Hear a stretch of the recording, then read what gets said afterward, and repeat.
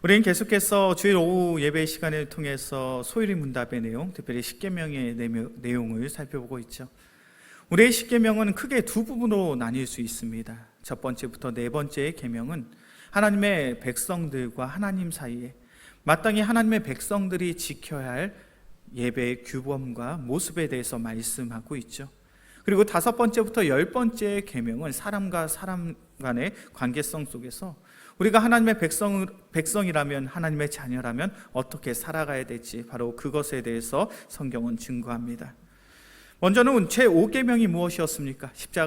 십계명의 다섯 번째 계명, 5계명 혹시 기억나시나요? 내 부모를 공경하라. 내 부모를 공경하라는 것은 단순히 나의 부모님에게 잘하면 돼 이런 가르침이 아니라고 말씀을 드렸죠. 우리의 조직, 우리의 공동체, 우리의 사회에서 어른들, 특별히 이스라엘 백성들의 입장에서는 출애굽한 상황 속에 나이가 많은 어르신들은 그들이 광야 땅으로 감에 있어서 매우 버거운 짐과 같은 존재였습니다. 그런 어른들을 대할 때 필요의 유무로 그들을 판단하고 그들을 정죄하지 말라라는 거예요. 너희의 조직 속에, 너희의 공동체 속에, 너희 사회 속에 나이가 많은 어르신들이 있다면 그들을 한결같이 사랑하고 한결같이 존중하고 마음을 다해서 섬기는 것이 바로 너희 부모를 공경하라라는 말씀의 가르침이라는 것이죠. 두 번째는 살인하지 말라는 겁니다.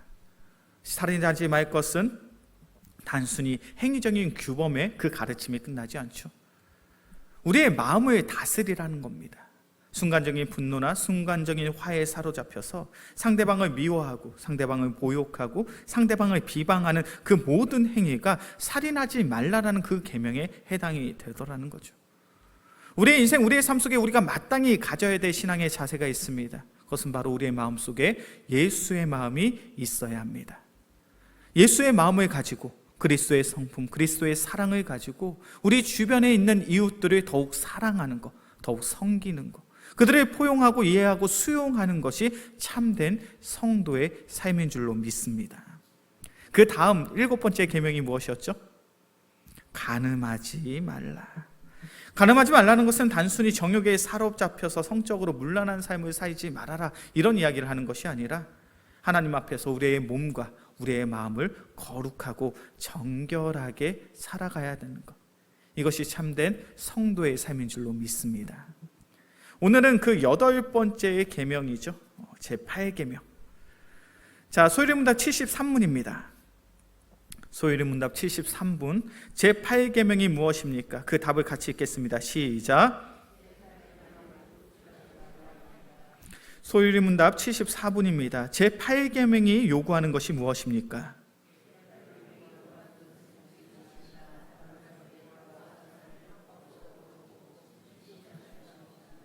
자, 제8계명이 말씀하고 있는 것이 있습니다. 그것은 바로 도둑질하지 말라라는 거예요. 이 도둑질하지 말라라는 것은 부당한 방법, 불법적인 방법을 통해서 너희의 이윤을 추구하지 말라라고 말씀하고 있죠. 십계명은 계속해서 우리의 삶 속에 우리의 마음에 대한 문제를 이야기하고 있습니다. 십계명은 단순히 행동적인 규범이 아니더라는 거죠. 십계명은 우리에게 계속 우리가 어떠한 마음을 가지고 하나님의 자녀, 하나님의 백성으로 살아가야 되는지 그것에 대해서 말씀하고 있습니다. 오늘 여덟 번째 계명, 도둑질하지 말라라는 계명도 동일합니다. 우리가 이 땅 가운데 살아가면 우리 모두에겐 욕심의 마음이 있어요. 남들보다 조금 많은 것들을 가지고 있고, 남들보다 조금 높은 자리에 올라가고 싶고, 남이 가지고 있다면 나도 마땅히 가지고 싶은 그런 욕심의 마음이 우리의 마음 속에 있죠. 그런데 우리가 믿음의 성도라면, 그리스도의 복음으로 말미암아 구원을 받았다면 이 욕심의 문제에서 자유로워야 할 줄로 믿습니다. 하나님께서 우리에게 주신 그 마음이 욕심을 절제할 수 있는 마음을 우리의 삶 속에 주셨다는 거예요. 우리가 이 땅 가운데 살면서 욕심을 가지고 살아가는 삶을 우리는 주의하고 경계해야 됩니다. 왜냐하면 우리는 우리의 욕심 때문에 사망으로 우리의 인생이 끝날 수 있기 때문이에요. 바로 이것을 야고보서 1장에서는 이렇게 말씀하고 있습니다. 야고보서 1장 14절과 15절의 말씀이요. 야고보서 1장 14절과 15절의 말씀,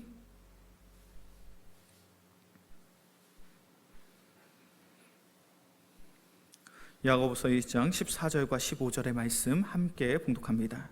오직 각 사람이 시험을 받는 것은 자기 욕심에 끌려 미혹됨이니 욕심이 잉태한즉 죄를 낳고 죄가 장성한즉 사망을 낳느니라. 우리가 이 땅 가운데 살아가면서 시험을 받는 이유, 우리가 이 땅 가운데 살아가면서 우리가 사단의 유혹 속에 자꾸 넘어가는 이유가 어디에 있다고요? 우리의 욕심에 끌려서 미혹되기 때문이다. 그런데 중요한 것은 단순히 우리가 욕심 때문에 사단의 유혹 속에 미혹되는 것이 문제가 아니에요. 그 욕심이 잉태해서 뭐를 낳는다고요? 욕심이 잉태하여 죄를 낳고 죄가 장성한 즉 우리의 삶을 어떻게 인도한다고요? 사망으로 인도한다. 우리가 이 땅 가운데 살아가면서 욕심의 마음이 우리 모두의 마음속에 있을 수 있습니다. 다른 사람들이 타는 것처럼 좋은 차 타고 싶고, 다른 사람들이 사는 것처럼 좋은 집에서 살고 싶고, 더욱 돈도 많이 벌고 싶고, 높은 자리에 올라가고 싶고, 그러한 마음들이 우리 모두에게는 있죠. 그런데 중요한 것은 그런 욕심의 마음을 우리는 절제하고 내가 가진 것에 자족하며 하나님께 감사하고 하나님께 기뻐하는 성숙한 신앙의 삶의 모습이 우리의 삶을 통하여 나타나야죠. 그런데 그러한 성숙한 신앙의 삶엔 관심이 없어요. 그냥 이 땅 가운데 살면서 그 욕심에 사로잡혀서 어떻게 하면 내가 좀 더 좋은 차 탈 수 있을까? 좋은 집에서 살 수 있을까? 좀 더 빨리 승진하고 많은 사람들이 인정받고 칭찬받으며 살 수 있을까?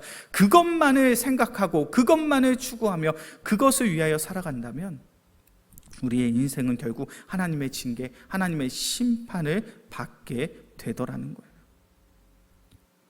욕심의 강력한 유혹 속에 결국 사망으로 자신의 인생을 마친 사람이 등장을 합니다. 우리 말씀을 한번 찾아볼까요? 여호수아 7장입니다. 여호수아 7장 20절에서부터 25절까지의 말씀이에요. 우리가 잘 알고 있는 아간의 범죄함을 말씀하고 있죠.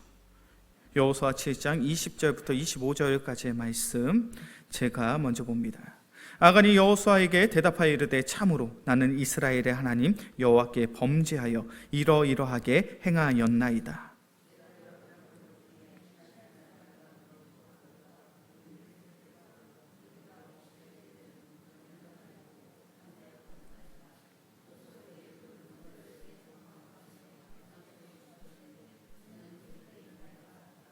이에 여호수아가 사자들을 보내매 그의 장막에 달려가 본즉 물건이 그의 장막 안에 감추어져 있는데 은은 그 밑에 있는지라.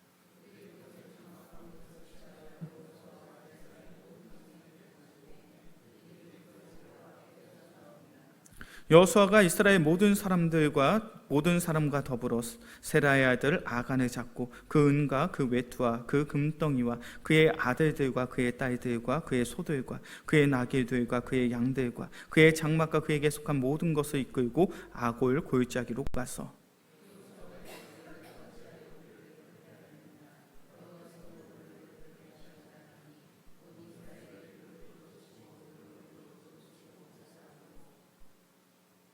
함께 봉독합니다. 그 위에 돌 무더기를 크게 쌓았더니 오늘까지 있더라. 여호와께서 그의 맹렬한 진노를 그치시니 그러므로 그곳 이름을 오늘까지 아골 골짜기라 부르더라. 아멘. 여호수아 7장의 말씀은 우리가 잘 알고 있는 사건이죠. 아간이라는 사람이 있습니다. 이 아간이라는 사람이 하나님의 말씀에 불순종하게 돼요. 이스라엘 백성이 여리고성을 무너뜨렸습니다. 그 여리고성을 무너뜨린 방법은 우리가 잘 알고 있죠. 하루에 한 바퀴 그 크고 견고한 성을 돌고요. 마지막 일곱째 날 그 성을 7바퀴 돌고 큰 소리를 지르니까 그 성이 무너지게 돼요. 여리고 성이 무너졌을 때 하나님께서 이스라엘 백성에게 한 가지를 명령하십니다. 그것은 바로 성에 있는 그 모든 물건들을 전리품으로 삼지 말라는 거예요. 그들이 소유한 그 모든 물건들을 다 진멸해라, 다 불태울 것을 하나님께서 명령하셨습니다. 근데 이 아간이 하나님의 말씀에 불순종해요. 하나님의 말씀, 하나님의 명령을 분명히 알고 있었습니다. 이 성에 있는 모든 것을 진멸해라. 그런데 아간은 그러하지 않죠. 오늘 본문의 말씀 21절의 말씀을 보니까 신할산의 아름다운 외투 한 벌, 은 200세겔, 50세겔 되는 금덩이 하나를 탐하여 취하게 됩니다. 그리고 그 결과가 오늘 본문의 말씀 24절과 25절이죠. 하나님께서는 그의 죄를 밝히 드러내시고 그를 하나님의 방법대로 심판하사 그는 돌에 맞아 죽게 됩니다. 아간은 이러한 잘못된 선택을 해서는 안 되는 사람이었어요. 아간은 보통의 사람이 아니었습니다. 왜요? 당시 이스라엘 백성들은 그러했죠. 광야 땅에서 매일마다 하나님의 기적을 체험했습니다. 광야 땅에 있었을 때 그들은 눈을 뜨자마자 그들의 배고픔, 그들의 허기를 하나님께서 태워주셨어요. 하늘에서 만나가 떨어집니다. 구름 기둥과 불 기둥이 이스라엘 백성을 인도합니다. 반석에서 물이 솟아나죠. 그 놀라운 기적의 현장 속에 있었던 사람이 바로 아간이에요. 아간이 가나안 땅에 들어옵니다. 그가 무엇을 체험합니까?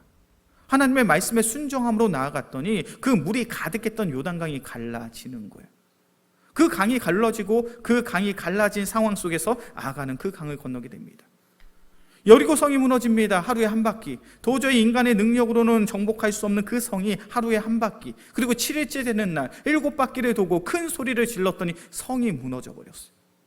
아간의 인생 속엔 계속되는 하나님의 놀라운 기적이 있었습니다. 하나님의 은혜가 있었어요. 그런데 문제가 무엇입니까? 하나님의 놀라운 기적과 은혜를 체험했음에도 불구하고 아간은 순간적인 욕심을 절제하지 못해요. 그 탐욕의 마음을 멈추지 못하더라는 거예요. 그리고 그의 선택은 무엇입니까? 하나님의 말씀에 불순종하죠.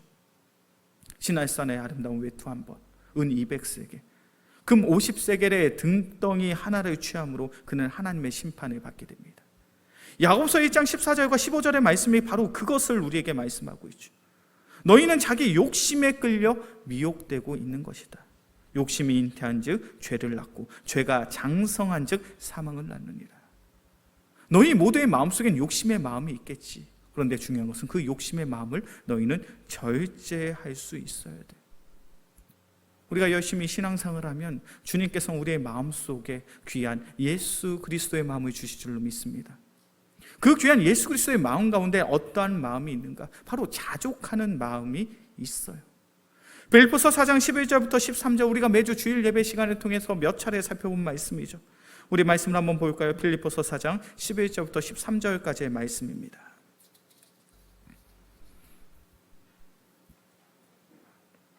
빌립보서 4장 11절부터 13절까지의 말씀, 주님께서 우리에게 허락하신 예수님의 마음이죠. 빌립보서 4장 11절부터 13절까지의 말씀 함께 봉독합니다. 내가 궁핍함으로 말하는 것이 아니리라. 어떠한 형편이든지 나는 자족하기를 배웠노니 나는 비천에 처할 줄도 알고 풍부에 처할 줄도 알아. 모든 일 곧 배부름과 배고픔과 풍부와 궁핍에도 처할 줄 아는 일체의 비결을 배웠노라. 내게 능력 주시는 자 안에서 내가 모든 것을 할 수 있느니라. 빌립보서 4장의 말씀을 보면 사도 바울이 이렇게 고백합니다. 내가 궁핍해서, 내 처지가 지금 힘들어서 이렇게 이야기하는 것이 아니야. 내가 복음으로 말미암아 구원을 받고 내가 열심히 예수를 믿었더니 주님께서 나의 마음속에 귀한 마음을 허락해 주셨어. 근데 그 귀한 마음이 무엇이냐면 어떠한 형편에서든지 자족하는 거야. 어떠한 형편이든지 나의 상황과 나의 환경이 어떠하든지 내가 가진 것에 만족하고 내가 가진 것에 감사하는 그 비결을 내가 배웠다는 거예요. 그러면서 12절에서 말씀하죠. 나는 비천에 처할 줄도 알고 풍부에 처할 줄도 알고 모든 일 곧 배부름과 배고픔과 풍부와 궁핍에도 처하는 줄을 아는 일체의 비결을 배웠다. 나는 가난하게 살아갈 수도 있고 부유한 삶을 살 수도 있어. 배부를 때도 있고 배고플 때도 있지. 넉넉할 때도 있고 궁핍할 때도 있지. 그런데 어떠한 형편에 처해도 나는 감사할 수 있는, 나는 기뻐할 수 있는, 하나님을 예배할 수 있는 그 귀한 마음이 나의 마음속에 있어. 우리 영광교회 귀한 성도님들, 이러한 자족의 마음, 이러한 예수님의 마음이 우리 모두에게 있길 주의 이름으로 간절히 축원합니다. 이러한 자족의 마음이, 만족함의 마음이 우리의 삶 속에 없으면 우리는 욕심에 사로잡혀 살아가는 거예요. 아간은 하나님의 기적을 체험하지 못했기 때문에 죽은 것이 아닙니다. 아간은요, 그의 삶 속에 하나님의 능력을 체험하지 못했기 때문에, 하나님을 알지 못했기 때문에 불순종한 것이 아니라는 거예요. 아간은 하나님을 아는 자였습니다. 그는 은혜의 현장에 있었습니다. 그는 기적의 현장에 있었습니다. 그럼에도 불구하고 불순종하는 죄를 지었죠. 왜 그렇습니까? 자신의 욕심을 절제하지 못한 거예요. 자신의 욕심에 사로잡힌 거예요. 어떤 이들이 도둑질을 합니까? 어떤 이들이 부정하는 방법으로, 불법적인 방법으로 남의 것을 소유하고자 합니까? 그 욕심에 사로잡힘. 우리 이 자리에 계신 성도님들 가운데 남의 것을 훔치면 안 된다는 것, 도둑질해서는 안 된다는 그 사실을 모르시는 분들은 없어요. 그냥 우리가 이 세상을 살면서 도덕적으로, 윤리적으로 우리가 알고 있는 그런 기준점으로 봤을 때도 남의 것을 훔치면 안 되죠. 그런데 중요한 문제는 무엇입니까? 우린 너무나도 잘 알고 있지만 그럼에도 불구하고 남의 것에 마음을 빼앗겨 남의 것을 취하는 것에 아무렇지 않게 생각하는 그러한 삶이 우리 모습 속에 있을 수 있어요. 제가 청년부 사역을 했을 때 한 청년이 저한테 전화를 했습니다. 막 씩씩대면서 저한테 이야기를 하는 거예요. 목사님, 오늘 저 좀 신방 좀 해주세요. 제가 오늘 목사님을 만나지 않으면 이 억울한 마음이 풀리지가 않을 것 같습니다. 그리고 저를 찾아왔어요. 제가 그 청년에게 묻습니다. 왜 그렇게 화가 나 있냐? 왜 그렇게 씩씩대냐? 그랬더니 그 청년이 자기의 이야기를 하는 거예요. 오늘 학교에서 시험을 봤다는 거예요. 오늘 학교에서 시험을 봤는데 담당 교수님이 시험 감독을 하시는데 너무 방관적인 태도로 시험 감독을 하셨다는 거예요. 아이들에게 시험 문제지를 나눠주고 신문지를 보고 책을 보시더라는 거예요. 그러니까 젊은 대학생들이 어떤 선택을 합니까? 교수님 눈치를 보다가 슬그머니 가방에서 책을 꺼내서, 가방에서 노트를 꺼내서 컨닝을 하는 거예요. 아무리 열심히 공부를 했었어도요, 책을 꺼내놓고 쓰는 사람, 노트를 펼쳐놓고 쓰는 사람보다 더 잘 쓰는 것, 더 잘 시험 보는 건 너무너무 어려운 일이에요. 그럼에도 불구하고 그 청년은 그 마음을 굳히지 않습니다. 컨닝하는 건 잘못된 거니까. 그냥 꿋꿋이 시험을 보고 있는데 뒤에 있는 친구들이 찌르더라는 거예요. 야, 지금 교수님 안 봐. 지금 교수님 신문 보고 계시잖아. 너도 빨리 노트 봐. 너도 빨리 책을 봐. 그렇게 자기를 자꾸 꼬드기더라는 거예요. 그럼에도 불구하고 마지막까지 그 청년은 책을 보지 않았습니다. 노트를 펼치지 않았어요. 컨닝하지 않았어요. 그리고 돌아 나오는데 그 마음이 너무 억울한 거예요. 내 주변에 있는 거의 대부분의 학생들은 다 컨닝했는데 나만 컨닝하지 않았으니 성적을 잘 받을 리가 없잖아요. 너무 억울한 거예요. 너무 화가 나는 거예요. 나는 이 시험을 위해서 몇 날 며칠 잠도 제대로 못하고 열심히 공부하고 오늘 나는 정직하게 시험을 봤는데 이 녀석들은, 이 친구들은 적당히 시험 공부하고 교수님이 방관자적으로 시험 감독하니까 옳다구나 해서 컨닝을 하는 거. 그 친구가 저에게 묻습니다. 목사님, 컨닝하는 것도 도둑질이죠. 목사님, 컨닝하는 것도 잘못이죠. 컨닝하는 것도 죄죠. 그게 맞죠. 그 친구에게 뭐가 필요한 겁니까? 자신을 격려해 줄 사람이 필요한 거예요. 내가 하나님의 말씀에 순종해서 정직하게 살았더니 세상 속에 나는 무엇을 당하고 있습니까? 피해를 당하고 불이익을 당하고 손해를 보고 있는 거예요. 오히려 친구들이 손가락질하면 조롱합니다. 야, 그 정도 센스는 있어야지. 오히려 커닝한 친구들이 더 당당해요. 오히려 남의 것을 빼앗은 자들이 더욱 당당합니다. 마음이 너무 억울한 거예요. 저를 찾아와서 펑펑 울더라고요. 목사님, 저는 하나님 앞에서 정직하기 위해서 최선을 다했는데 그 결과가 낮은 학점이면 어떡하죠? 목사님, 저는 하나님 앞에서 정직하게 시험을 봤는데 친구들이 저를 무시합니다. 저를 조롱해요. 목사님, 제가 이렇게 한 것이 정말 맞는 것이죠. 우리가 살아가는 세상이 그러한 것 같아요. 기회만 있다면, 상황만 된다면 얼마든지 컨닝할 수 있고 남의 것을 빼앗을 수 있고 남을 속여도 전혀 이상하지 않은 그러한 세상 속에 우리가 살아가고 있습니다. 그러한 세상 속에 오늘 성경은 오늘 십계명은 우리에게 말씀하고 있죠. 도둑질하지 마라. 너의 마음속에 있는 그 욕심을 너희는 절제할 수 있어야 돼. 하나님이 기뻐하지 않는 것이라면, 하나님이 원하시는 것이 아니라면 그것이 분명 너의 삶 속에 이득이 되고 즐거움이 되고 좋은 것처럼 보여진다 할지라도 너희는 멈출 수 있어야 돼. 오늘 십계명의 말씀 또한 우리의 삶 속에 마음에 대해서 이야기를 하고 있습니다. 단순히 남의 것을 빼앗지 않고 이것에 대한 이야기가 아니라 너희는 너희의 마음을 다스리고 있는가? 욕심이 가득한 세상 속에서 욕심에 취하여 살아가는 것이 아니라 그 마음을 절제하고 하나님이 내게 주신 것에 감사하며 기뻐함으로 자족함으로 살아가고 있는가? 우리 영광교회 귀한 성도님들, 내가 가진 것에 감사하는 성도가 되길 소원합니다. 우리가 살아가는 세상이 욕심이 가득해서 더욱 많은 것을 가지고 더욱 많은 것을 취하기 위해서 적당히 남을 속이고 남의 것을 빼앗는 것, 그것 아무것도 아닌 것처럼 이야기하는 그러한 세상이라 할지라도 우리는 하나님 앞에서 하나님의 말씀을 붙잡고 더욱 정직하고 더욱 성실한 믿음의 성도들이 되어지길 주의 이름으로 간절히 축원합니다. 그래 우리의 삶을 통하여 이 죄악된 세상 속에 하나님의 거룩함을, 하나님 앞에서의 정직함을, 성결함을 드러낼 수 있는 우리 모두가 되어지길 주의 이름으로 간절히 축원합니다. 기도하겠습니다. 사랑의 주님 감사합니다.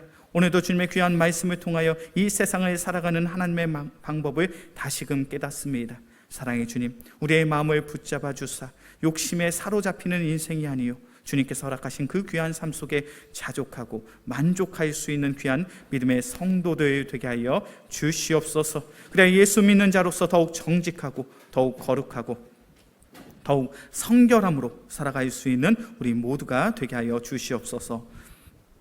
이 모든 말씀 우리를 사랑하시는 예수 그리스도의 이름으로 기도합니다. 아멘.